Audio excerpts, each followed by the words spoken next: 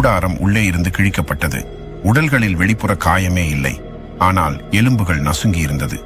இது எப்படி சாத்தியம்னு நீங்க நினைக்கிறீங்க? 9 பேர் ஒரே இரவில் ஒரே நேரத்தில் பனிக்கட்டியிலே பயந்து ஓடினாங்க. காலணியும் கூட இல்லாம. யாராவது துரத்தினார்களா? இல்ல அதைவிட மோசமாக ஏதாவது நடந்ததா? 1959ஆம் ஆண்டு ரஷ்யாவின் வடக்கு உரல் மலைத்தொடரில் அமைந்திருந்த மனித காலடி சத்தம் கேட்காத ஒரு குளிர்ந்த பிரதேசம். அங்குதான் அந்த 9 இளம் சாகச வீரர்களின் பயணம் ஒரு பயங்கரமான முடிவை சந்தித்தது. இது வெறும் ஒரு விபத்து அல்ல, இது அறிவியலையும் தர்க்கத்தையும் மீறிய ஒரு கொடூரமான மர்மம். அவர்கள் ஒரு சவாலான மலையேற்ற பயணத்தை தேர்ந்தெடுத்தார்கள். இளம் வயதின் துணிச்சலும் இயற்கையின் அழகை காணும் ஆர்வமும் அவர்களை இந்த ஆபத்தான பயணத்திற்கு தூண்டியது. ஆனால் அவர்கள் அறிந்திருக்கவில்லை, தாங்கள் செல்லவிருப்பது வரலாற்றின் 2 பக்கங்களுக்குள் என்று. இந்த 9 பேர் கொண்ட குழு அனுபவம் வாய்ந்த மலையேறுபவர்கள் மற்றும் பல்கலைக்கழக மாணவர்களை கொண்டிருந்தது. பிப்ரவரி 1959இல் அவர்கள் வடக்கு உரல் மலைத்தொடரின் பனி படர்ந்த சிகரங்களை நோக்கி புறப்பட்டனர். அவர்களின் நோக்கம் எளிமையானது, ஒரு கடினமான பாதையில் மலை ஏறி தங்கள் திறமையை நிரூபிப்பது. ஆனால் விதி அவர்களுக்கு வேறு திட்டங்களை வைத்திருந்தது. அவர்கள் தாங்கள் தேர்ந்தெடுத்த பாதையில் முன்னேறி தொலைதூர மலைச்சரிவில் முகாமிட்டனர். அதுதான் அவர்களின் கடைசி இரவு. என்ன நடந்தது என்று யாருக்கும் உறுதியாக தெரியாது. அவர்கள் ஏன் அவசரமாக கூடாரத்தை விட்டு வெளியேறினார்கள்? ஏன் உறைபனியில் தகுந்த ஆடைகளின்றி ஓடினார்கள்? அவர்களின் மரணத்திற்கு காரணம் என்ன? மீட்பு படையினர் அவர்களை தேடிச் சென்ற போது கண்ட காட்சிகள் குழப்பமானவையாகவும் அதிர்ச்சியூட்டுபவையாகவும் இருந்தன. உள்ளிருந்து கிழிந்த கூடாரம், அங்கங்கே சிதறி கிடந்த பொருட்கள் மற்றும் சில மைல் தொலைவில் கண்டெடுக்கப்பட்ட உடல்கள் ஒவ்வொன்றும் ஒரு விடை தெரியாத கேள்வியை எழுப்பின. 60 ஆண்டுகளுக்கும் மேலாகியும் இந்த டயட்லோ பாஸ் சம்பவம் உலகெங்கிலும் உள்ள ஆய்வாளர்கள் மற்றும் மர்ம ஆர்வலர்களை ஈர்த்து வருகிறது. பனிச்சரிவு, இராணுவ ரகசியங்கள், இயற்கைக்கு அப்பாற்பட்ட சக்திகள், பல்வேறு கோட்பாடுகள் முன்வைக்கப்பட்டாலும் உண்மையான மர்மம் இன்னும் தீர்க்கப்படாமலேயே உள்ளது. இன்று நாம் அந்த இரவின் மர்மத்தை அவிழ்க்க முயற்சிக்கப் போகிறோம். ஆதாரங்களை ஆய்வு செய்வோம், வெவ்வேறு கோட்பாடுகளை ஆராய்வோம். வரலாற்றின் மிகவும் வினோதமான மற்றும் பயங்கரமான புதிர்களில் ஒன்றின் உண்மை என்னவாக இருக்கும்? இந்த சாகச பயணத்தில் மொத்தம் 9 பேர் இருந்தனர். 8 ஆண்கள், 1 பெண். இவர்கள் அனைவரும் அனுபவம் வாய்ந்த மலையேறுபவர்கள். இவர்களில் பெரும்பாலானோர் உரால் பாலிடெக்னிக் இன்ஸ்டிடியூட்டின் மாணவர்கள் அல்லது முன்னாள் மாணவர்கள். தலைமை பொறுப்பை ஏற்றுக்கொண்டவர் 23 வயதான ஈகோர் டயட்லோவ், ஒரு திறமையான மற்றும் உறுதியான தலைவர். அவர்களின் இலக்கு மிகவும் சவாலானது, ஓட்டோடன் மலையின் சிகரத்தை அடைவது. இது அதிக ஆபத்துள்ள கேடக்ரி 3 என வகைப்படுத்தப்பட்ட ஒரு பயணம். இந்த பயணத்தை வெற்றிகரமாக முடித்தால் அவர்களுக்கு மாஸ்டர் ஆஃப் ஸ்போர்ட்ஸ் என்ற பட்டம் கிடைக்கும். பயணம் ஜனவரி 23, 1959 அன்று எகாடெரின்பர்க் நகரிலிருந்து ஒரு ரயில் பயணத்துடன் தொடங்கியது. அவர்களின் டைரி குறிப்புகள் மற்றும் கேமராவில் பதிவான கடைசி புகைப்படங்கள் அவர்களின் உற்சாகத்தையும் நகைச்சுவையான மனநிலையையும் காட்டுகின்றன. குழுவினரிடையே நல்ல புரிதல் இருந்தது. ஜனவரி 27 அன்று அவர்கள் கடைசி மனித குடியிருப்பான விஷாய் என்ற கிராமத்தை விட்டு பனி படர்ந்த காட்டுக்குள் தங்கள் பயணத்தை தொடர்ந்தனர். இங்கிருந்துதான் நாகரிக உலகின் தொடர்பு துண்டிக்கப்பட்டது. துரதிருஷ்டவசமாக குழுவில் இருந்த ஒரே ஒருவர், யூரி யூடின், உடல் நலக்குறைவு காரணமாக இங்கிருந்து திரும்பிச் செல்ல வேண்டியிருந்தது. அவர் உயிர் பிழைத்த ஒரே நபர். மற்ற 9 பேரும் தங்கள் தலைவிதியை நோக்கி முன்னேறினர். அவர்கள் பிப்ரவரி 12க்குள் விஷாய் கிராமத்திற்கு திரும்பி அங்கிருந்து தந்தி மூலம் தங்கள் வருகையை தெரிவிக்க வேண்டும் என்பதுதான் ஆரம்ப திட்டம். ஆனால் பனிப்பொழிவு காரணமாக காலதாமதம் ஏற்பட்டது. பிப்ரவரி 1 மாலை அவர்கள் தாங்கள் செல்ல வேண்டிய மலைச்சரிவின் கீழ்ப்பகுதியில் முகாமிட்டனர். அந்த இடத்தின் பெயர் கோலாட் சியாகில். மன்சி பழங்குடியினரின் மொழியில் இதற்கு இறந்தவர்களின் மலை என்று பொருள். அந்த பகுதியில் 9 பேர் வேட்டையாடப்பட்டு கொல்லப்பட்டதாக ஒரு பழங்கால கதை இருந்தது. இது வெறும் மூட நம்பிக்கையா அல்லது வரவிருக்கும் ஆபத்தின் முன்னறிவிப்பா? பிப்ரவரி 1 இரவு 7 அல்லது 8 மணி அளவில் அவர்கள் தங்கள் கூடாரத்தை அமைத்தார்கள். இரவு உணவை தயாரித்தார்கள். அதுவரை எல்லாம் சாதாரணமாகவே இருந்தது. ஆனால் அந்த இரவின் நடுவில் ஏதோ ஒன்று அந்த அமைதியை குலைத்தது. அந்த இரவு பிப்ரவரி 1, 1959 உரல் மலைத்தொடரின் பனிப்பரப்பில் ஒரு பயங்கரமான மரணம் ஆரம்பித்த இரவு. 9 மலையேறுபவர்கள் கோலாட் சியாகில் எனப்படும் மன்சி மொழியில் இறந்தவர்களின் மலை என்று அர்த்தம் கொள்ளப்படும் அந்த சரிவில் தங்கள் கூடாரத்தை அமைத்திருந்தனர். காற்று பலமாக வீசியது. பனி அவர்களை அடித்தபடி இருந்தது. ஆனால் அவர்கள் அனைவரும் அடைபவளாக உணவு உண்டு தூங்க தயாரானார்கள். அந்த இரவு சாதாரணம்தான் என்று அவர்கள் நினைத்தார்கள். ஆனால் இரவு நடுப்பகுதியில் ஏதோ ஒன்று நடந்தது. அது பனிச்சரிவாக இருக்கலாம், அல்லது மலைக்குள்ளிருந்து வந்த ஒரு பெரும் அதிர்ச்சி சத்தமாக இருக்கலாம், அல்லது அவர்களுக்கே மட்டும் கேட்ட மர்மமான விளக்கமில்லாத ஓசையாக இருக்கலாம். எதுவாக இருந்தாலும் அது பயத்தை விட மோசமான ஒரு உணர்ச்சி, உயிர் பிழைக்க வேண்டிய யுத்தம். அந்த அச்சுறுத்தல் அவர்கள் தூங்கிக் கொண்டிருந்த இடத்திற்கே வந்து சேர்ந்தது.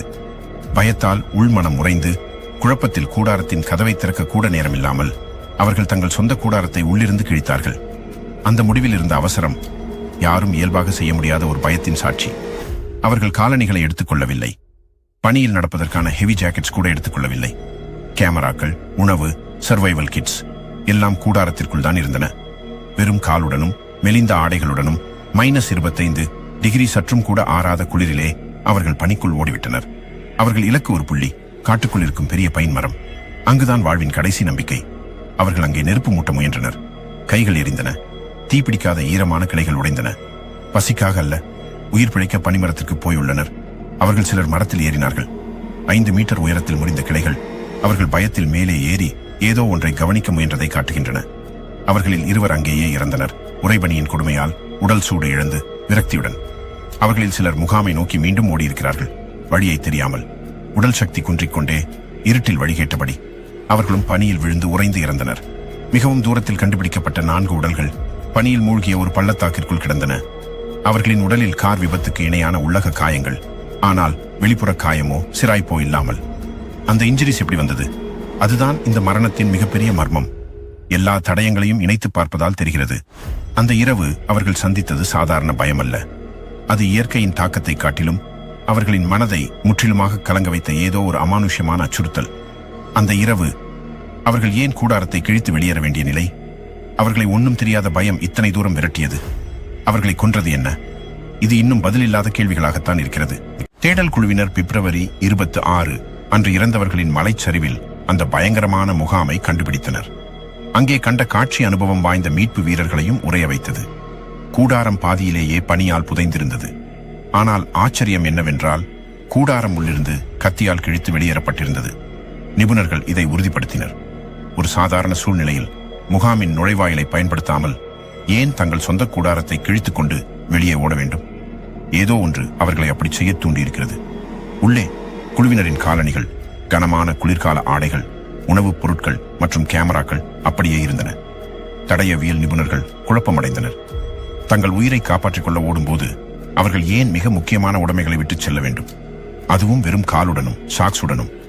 இது பயத்தின் உச்சக்கட்டத்தை காட்டுகிறது. அவர்கள் உடனடியாக வெளியேற வேண்டிய கட்டாயத்தில் இருந்திருக்கிறார்கள்.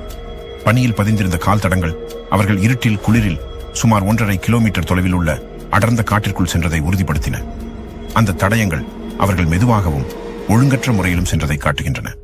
சில தடயங்கள் வெறுங்காலுடனும், சில சாக்ஸுடனும், சில ஒரு காலனியுடனும் இருந்தன. இது அவர்களின் மனநிலை குழப்பமடைந்திருந்ததை காட்டுகிறது. அடர்ந்த காட்டிற்குள் இருந்த ஒரு பெரிய பைன் மரத்தின் அடியில் முதல் 2 உடல்கள் கண்டுபிடிக்கப்பட்டன. ஜூரி டோரோஷென்கோ மற்றும் ஜூரி கிரிவோனிஷென்கோ. அவர்கள் மெல்லிய ஆடைகளை மட்டுமே அணிந்திருந்தனர். அவர்களின் கைகள் மற்றும் முகத்தில் லேசான தீக்காயங்கள் இருந்தன. அவர்கள் நெருப்பு மூட்ட முயன்றிருந்தார்கள், ஆனால் அது பலனளிக்கவில்லை. மிகவும் விசித்திரமாக அந்த பெரிய பைன் மரத்தின் கிளைகள் தரைமட்டத்தில் இருந்து சுமார் 5 மீட்டர் உயரம் வரை முறிந்திருந்தன. அவர்கள் மரத்தில் ஏறி எதையோ பார்க்க முயற்சித்திருக்கிறார்கள், அல்லது எதற்கோ பயந்து மேலே ஓடி ஒளிந்திருக்கிறார்கள். அவர்கள் மேலே இருந்து கண்ட காட்சி என்ன? அதுதான் மீதமுள்ள குழுவினரையும் கொன்றதா? முதல் 5 உடல்கள் கண்டுபிடிக்கப்பட்ட சில வாரங்களுக்கு பிறகுதான் மீதமுள்ள 4 உடல்களும் கண்டுபிடிக்கப்பட்டன. அவை முகாமில் இருந்து சற்று தொலைவில் ஆழமான பனிப்பள்ளத்தாக்கில் ஒரு ஓடைக்கு அடியில் புதைந்த நிலையில் இருந்தன. அந்த இடம்தான் இந்த மர்மத்தின் மையப்புள்ளி. இந்த 4 உடல்களின் பிரேத பரிசோதனை அறிக்கைகள் தான் இந்த சம்பவத்தை ஒரு சாதாரண விபத்திலிருந்து தீர்க்கப்படாத மர்மங்களின் உச்சத்திற்கு எடுத்துச் சென்றன. நிகோலாய் திப்ரிகோல்வின் மண்டை ஓடு கடுமையாக நசுக்கப்பட்டிருந்தது. லுட்மிலா டுபினினா மற்றும் செமியோன் ஜோலோடரேவின் விலா எலும்புகள் மிக மோசமாக கடுமையாக உடைந்திருந்தன. மருத்துவர்கள் அதிர்ச்சி அடைந்தனர். இந்த காயங்களின் தீவிரம் ஒரு கார் விபத்துக்கு இணையானது. ஒரு பெரிய அழுத்தம் அல்லது விசை உடலை தாக்கியிருக்கிறது. ஆனால் உடல்களை பிரேத பரிசோதனை செய்த போது வெளிப்புற காயங்களோ ஸ்ராய்ப்புகளோ இல்லை. தோல் அப்படியே இருந்தது. இந்த வினோதமான உட்புற சேதம் எப்படி ஏற்பட்டது? அதைவிட பயங்கரம் லுட்மிலா டுபினினாவின் நிலைமை. அவளுடைய கண்கள், உதடுகள் மற்றும் மிக முக்கியமாக நாக்கு காணவில்லை. இது மனித தலையீட்டை சந்தேகிக்க வைத்தது. வனவிலங்குகள் இதை செய்திருக்க முடியுமா? அல்லது வேறு ஏதேனும் நடந்ததா? தடயவியல் நிபுணர்கள் குழப்பமடைந்தனர். விசாரணையை மேலும் சிக்கலாக்கியது உடைகளில் காணப்பட்ட ஒரு அம்சம். சில ஆடைகளில், குறிப்பாக ஜோலோடரேவ் மற்றும் டுபினினாவின் ஆடைகளில் லேசான கதிர்வீச்சு இருப்பது கண்டறியப்பட்டது. அவர்கள் எங்கே சென்றார்கள்? எதை தொட்டார்கள்? மேலும் கடைசி 4 பேரிடம் இருந்த ஆடைகள் ஆரம்பத்தில் குளிரில் உறைந்து இறந்தவர்களிடமிருந்து எடுக்கப்பட்டிருந்தன. உதாரணமாக டுபினினா கிரிவோனிஷென்கோவின் கம்பளி கால் சட்டையை அணிந்திருந்தார். இது உயிர் பிழைத்தவர்கள் தங்கள் நண்பர்களின் உடல்களில் இருந்து ஆடைகளை உருவி அணியும் அளவுக்கு கடுமையான சூழ்நிலையில் இருந்ததை காட்டுகிறது. அங்கே நிலவிய பயங்கரம் வார்த்தைகளால் விவரிக்க முடியாதது. விசாரணை முடிவில் ரஷ்ய அதிகாரிகள் இந்த வழக்கை மூடினர். அவர்களின் அதிகாரப்பூர்வமான அறிக்கை என்ன தெரியுமா? அறியப்படாத ஒரு இயற்கையான சக்தி காரணமாக மரணம் நிகழ்ந்துள்ளது என்றனர். இது சந்தேகங்களை மேலும் வலுப்படுத்தியது. பல தசாப்தங்களாக எண்ணற்ற கோட்பாடுகள் முன்வைக்கப்பட்டன. கோட்பாடு 1, பனிச்சரிவு.